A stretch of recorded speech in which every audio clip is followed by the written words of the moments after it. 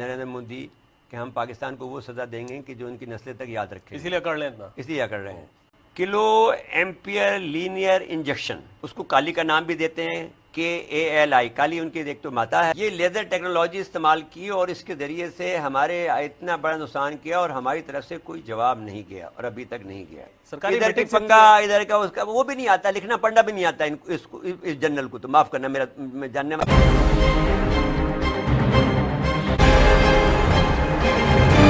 Hello दोस्तों, स्वागत है आप सभी का एक बार फिर से मेरे चैनल पे।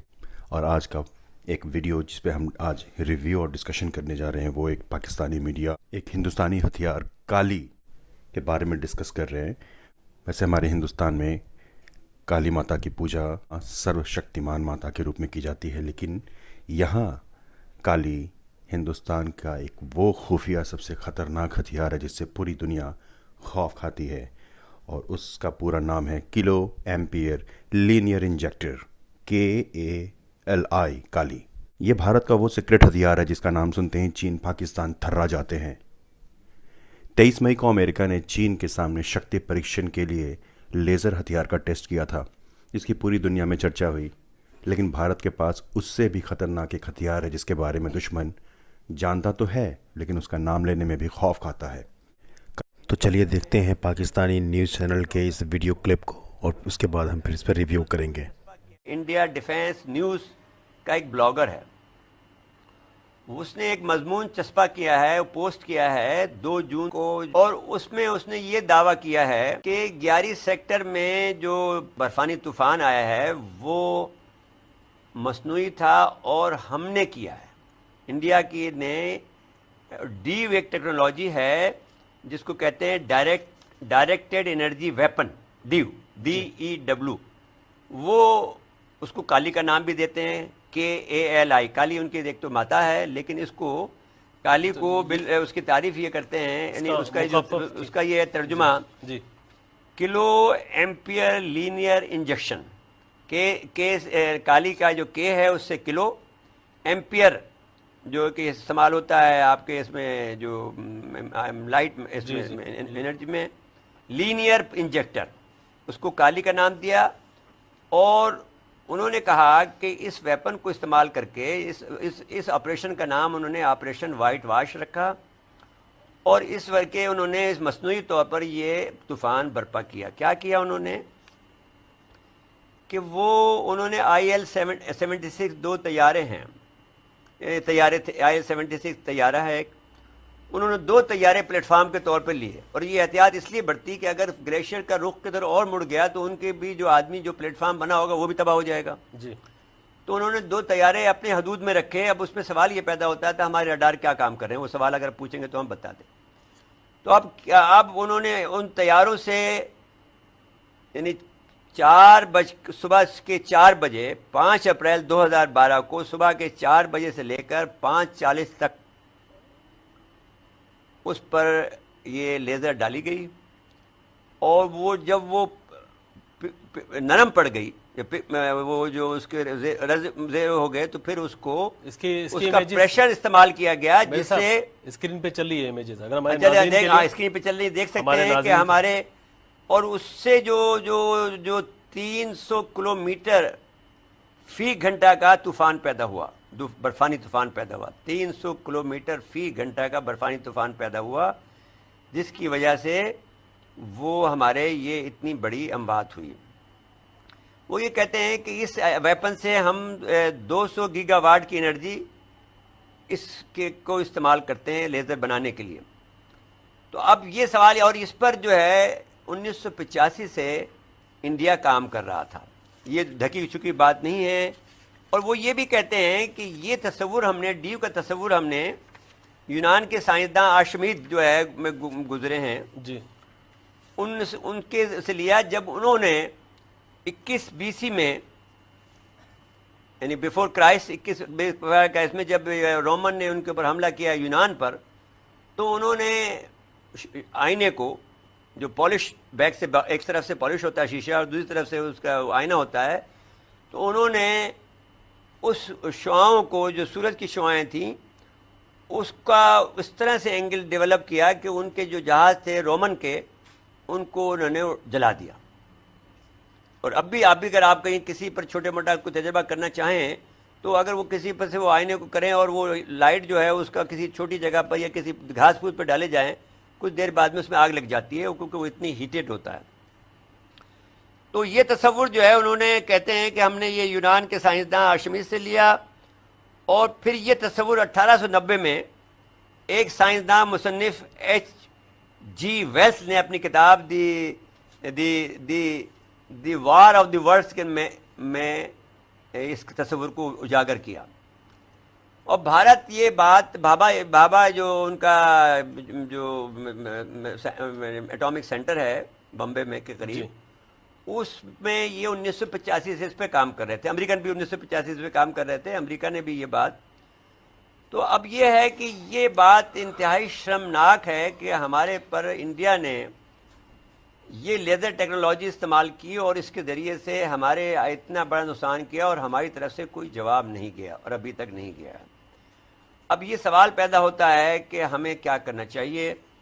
अब वो फ़ख्र के साथ ये कहते हैं भारतीय कि अगर एक गोली चलाए बगैर हमने पाकिस्तान के सियाचिन में तकनीकी तौर पर, टेक्टिकल तौर पर अहमियत के हामिल हेडक्वार्टर को यकसर गायब कर दिया। उसने बहुत सख्त लफ्ज़ इस्तेमाल किया, गायब कर दिया हमने, यकसर फिना कर दिया।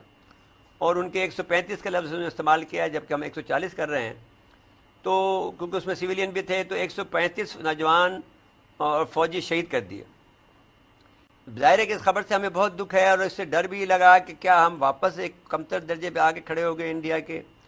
तो ये कि बहुत बड़ा सवाल है, गुस्सा और रंज के अंदर हम डूब गए हैं।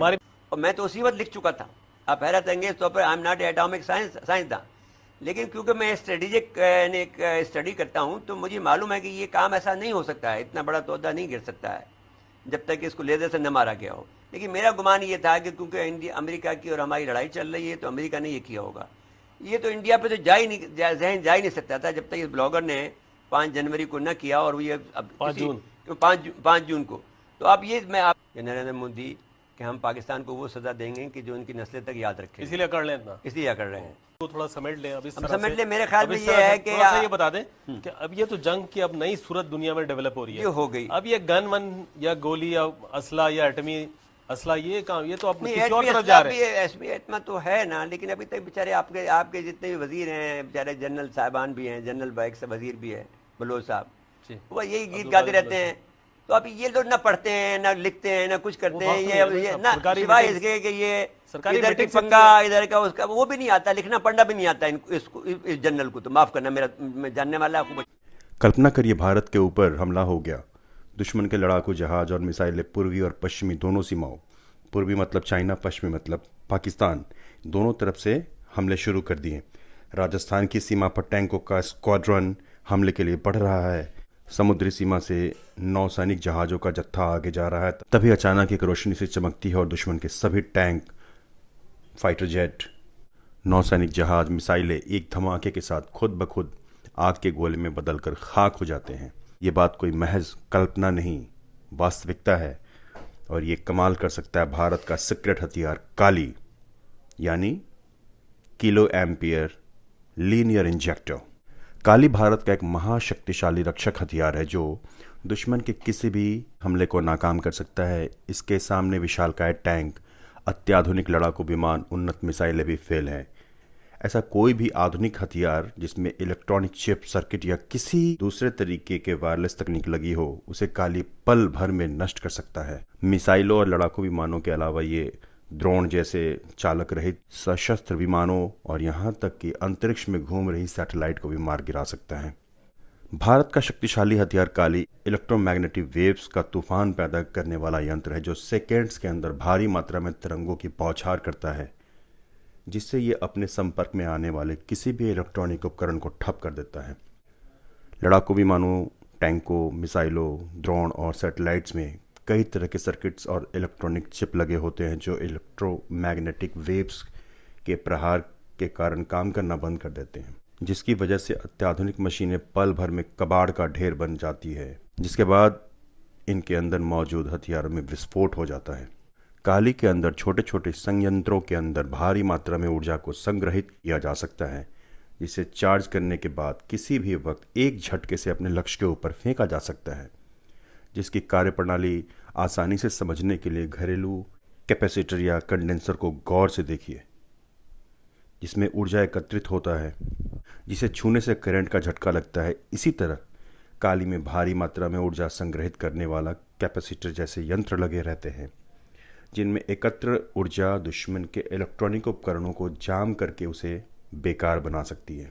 काली के जनक Bhabha atomic research centre BARC के पूर्व डायरेक्टर आर चिदम्बरम थे। उन्होंने इसे तैयार करने की योजना सन 1985 में बनाई थी, लेकिन लंबी चौड़ी तैयारी करने के बाद साल 1989 में जाकर इस पर काम शुरू हो पाया। इस पर पिछले 3 दशकों से लगातार काम चल रहा है। इस बीच इसके कई संस्करण तैयार किए गए। सबसे पहले काली 80 विकसित किया गया, जिसके बाद काली 200, फिर काली 5000, अब काली 10,000 विकसित किया जा चुका है। काली के निर्माण की प्रक्रिया में भाभा एटॉमिक रिसर्च सेंटर और DRDO दोनों जुड़े हुए हैं। काली के शुरुआती संस्करण में प्रति नैनोसेकंड 1 गीगाबाइट इलेक्ट्रोमैग्नेटिक वेव्स का प्रहार होता था, लेकिन आखिरी सूचना मिलने तक काली के लेटेस्ट प्रारूप से 100 मिलीसेकंड में 40 गीगाबाइट तक ऊर्जा वेव्स निकलती हैं, जो दुश्मन के बड़े से बड़े और अत्याधुनिक हथियारों को भी पल भर में तबाह कर देती है। काली और उसकी मारक क्षमता के बारे में भारत सरकार ने आधिकारिक रूप में अभी तक कोई बयान जारी नहीं किया है। अभी सिर्फ इसके बारे में बुनियादी जानकारियां ही बाहर आई हैं। भारत की रक्षा क्षमता के लिए यह प्रोजेक्ट इतना अहम है कि सरकार इसके बारे में संसद में जानकारी देने से इनकार करती है।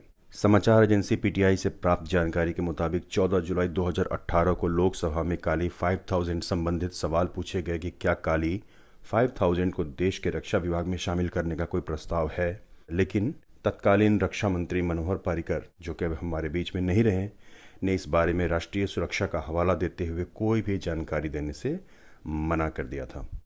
लेकिन उनके उत्तर से स्पष्ट था कि भारत का सीक्रेट हथियार काली कोई अफवाह मात्र नहीं बल्कि सचमुच अस्तित्व में है, जिस पर तेजी से काम चल रहा है। काली हथियार इतना घातक है कि जल थल आकाश से आने वाले किसी भी दुश्मन को पल भर में तबाह कर सकता है।